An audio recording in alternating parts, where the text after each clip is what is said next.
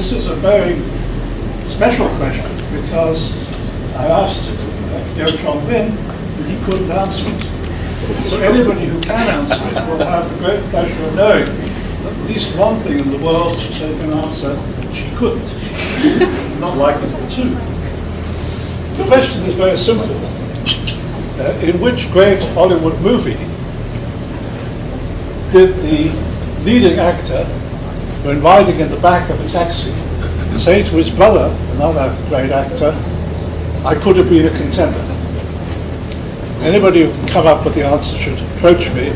The first person to approach me successfully will get a prize.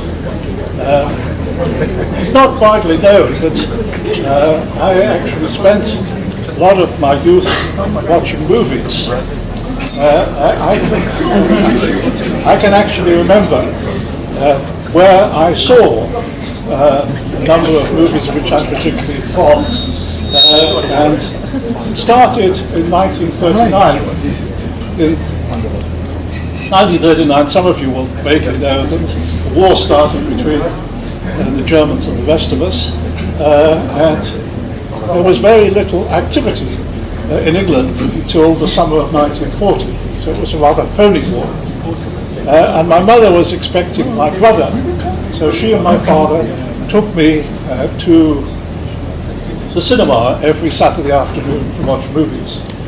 So I acquired a love for movies as a result of this. And I also acquired a love of the movies of John Wayne. One of the movies I saw during this period was Stagecoach, which was the first great movie that he made. And I can also remember what's actually my favourite movie. None of you will have seen any of these, I suspect, but go and get the DVD out. Great movie made in 1947, which I saw at Aldershot, I remember it very well, called Red River. And most of the early John Wayne movies were directed by John Ford, who was a great Western film director. And Red River was directed by Howard Hawks, who was a very good director of all kinds of films. And John Ford was taken to see this movie. He came out shaking his head, said, "Nobody told me that son of a bitch could act." I got one last set of thoughts for you.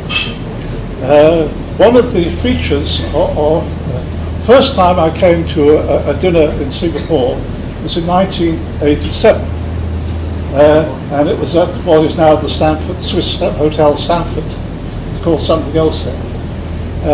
And I was invited by a lady who was a partner in a local firm, and I arrived outside and she had 6 bottles of whiskey with a plastic bag, and I was slightly surprised at this, but we went in, and as tonight the dinner was preceded by a speech which went on for an hour and was given by a minister who exhorted all of the audience to work hard to promote insurance in Singapore. And I could see why we needed 6 bottles of whiskey to survive this. One of the features was that there were no jokes. If you made a speech of an hour to an English audience with no jokes, undoubtedly by the end people would be throwing the bread rolls at you. So let me just give you one last thought. And it concerns a tragic set of events. Mr. and Mrs. Jones lived in a small, beautiful Welsh seaside resort in North Wales called Barmouth, and they lived there all their lives, never went very far. And one year they decided that they'd take a holiday. So they went 10 miles up the coast to Pwllheli, another perhaps even more beautiful seaside resort. And they spent a week there and had a very nice time. They came back on Saturday afternoon. On Saturday evening, Mr. Jones dropped dead.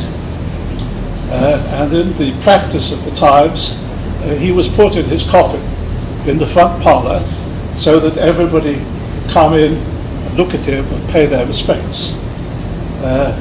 And Mrs. Evans, 2 doors away, came in and she circled the coffin several times, and she said to Mrs. Jones, "Doesn't he look well?" Mrs. Jones said, "Yes, the holiday did him the world of good."